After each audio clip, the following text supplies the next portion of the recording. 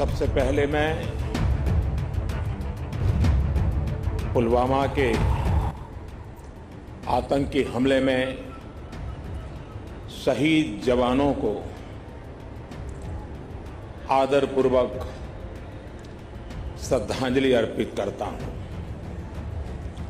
उन्होंने देश की सेवा करते हुए अपने प्राण न्योछावर किए हैं। दुख की इस घड़ी में मेरी और हर भारतीय की संवेदनाएं उनके परिवार के साथ है।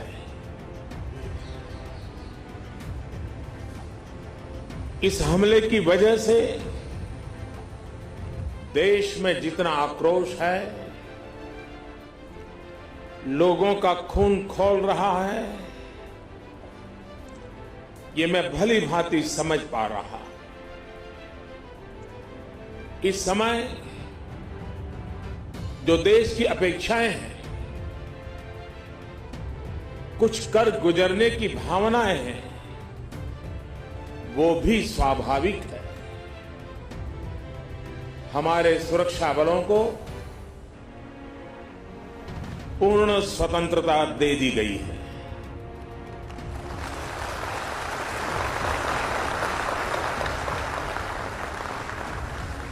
हमें अपने सैनिकों के शौर्य पर, उनकी बहादुरी पर पूरा भरोसा है।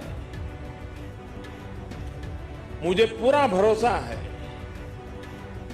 कि देशभक्ति के रंग में रंगे लोग सही जानकारियां भी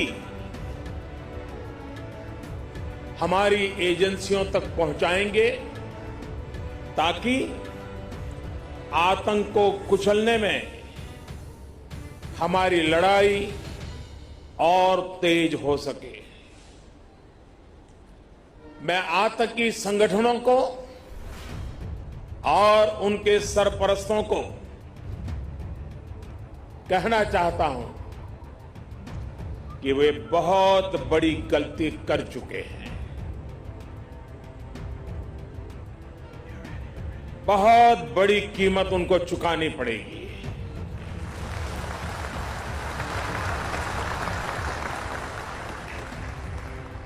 मैं देश को भरोसा देता हूं कि हमले के पीछे जो ताकतें हैं, इस हमले के पीछे जो भी गुनहगार हैं, उन्हें उनके किए की सजा अवश्य मिलेगी।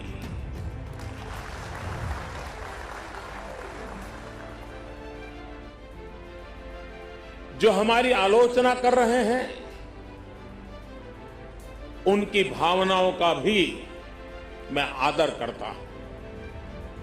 उनकी भावनाओं को मैं भी समझ पाता हूं और आलोचना करने का उनका पूरा अधिकार भी है।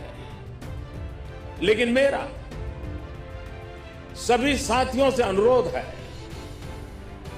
कि ये वक्त बहुत ही संवेदनशील और भावुक पल है। पक्ष में या विपक्ष में, हम सब राजनीतिक छींटाकशी से दूर रहें।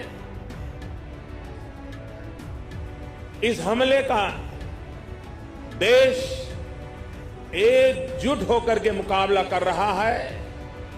देश एक साथ है, देश का एक ही स्वर है और यही विश्व में सुनाई देना चाहिए, क्योंकि लड़ाई हम जीतने के लिए लड़ रहे हैं।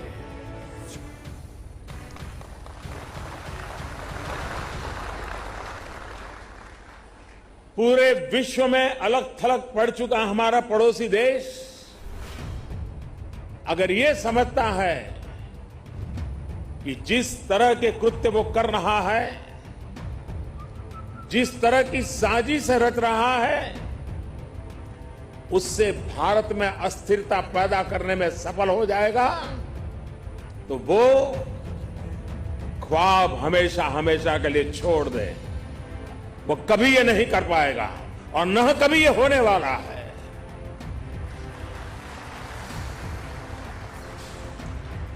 इस समय बड़ी आर्थिक बहाली के दौर से गुजर रहे हमारे पड़ोसी देश को यह भी लगता है वो ऐसी तबाही मचाकर भारत को बदहाल कर सकता है, उसके ये मंसूबे भी कभी पूरे होने वाले नहीं हैं।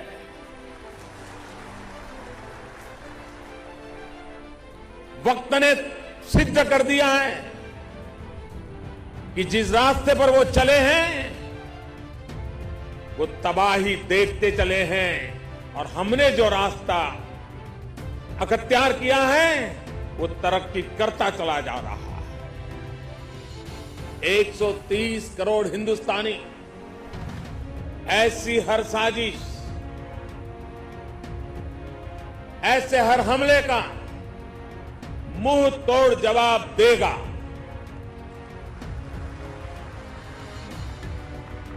कई बड़ों देशों ने बहुत ही सख्त शब्दों में इस आतंकी हमले की निंदा की है और भारत के साथ खड़े होने की, भारत को समर्थन की भावना जताई है। मैं उन सभी देशों का आभारी हूं और सभी से आह्वान करता हूं कि आतंकवाद के खिलाफ सभी मानवतावादी शक्तियों को एक होकर के लड़ना ही होगा। मानवतावादी शक्तियों ने एक होकर के आतंकवाद को परास्त करना ही होगा। आतंक से लड़ने के लिए जब सभी देश एक मत, एक स्वर, एक दिशा से चलेंगे तो आतंकवाद कुछ पल से ज्यादा नहीं टिक सकता है। साथियों, पुलवामा हमले के बाद अभी मनस्थिति और माहौल दुख के साथ आक्रोश से भरा हुआ है। ऐसे हमलों का देश डटकर मुकाबला करेगा, यह देश रुकने वाला नहीं है। हमारे वीर शहीदों ने अपने प्राण की आहुति दी है और देश के लिए मर मिटने वाला हर शहीद दो सपनों के लिए जिंदगी लगाता है। पहला, देश की सुरक्षा, दूसरा देश की समृद्धि। मैं सभी वीर शहीदों को उनकी आत्मा को नमन करते हुए, उनके आशीर्वाद लेते हुए मैं फिर एक बार विश्वास जताता हूं कि जिन दो सपनों को लेकर के उन्होंने जीवन को आहूत किया है, उन सपनों को पूरा करने के लिए हम जीवन का पल पल खपा देंगे।